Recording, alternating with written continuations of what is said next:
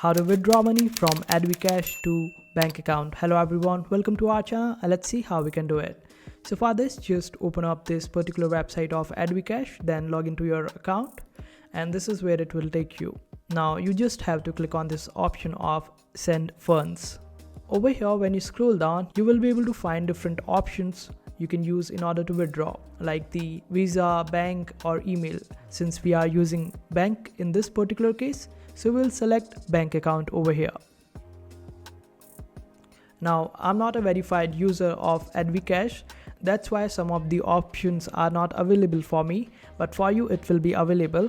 So in my case, just cross-border local bank transfer is there and it will take around 1 to 3 business days in order to send it, and the fee is around 0.5%, and this percentage will depend on the amount that you will be sending.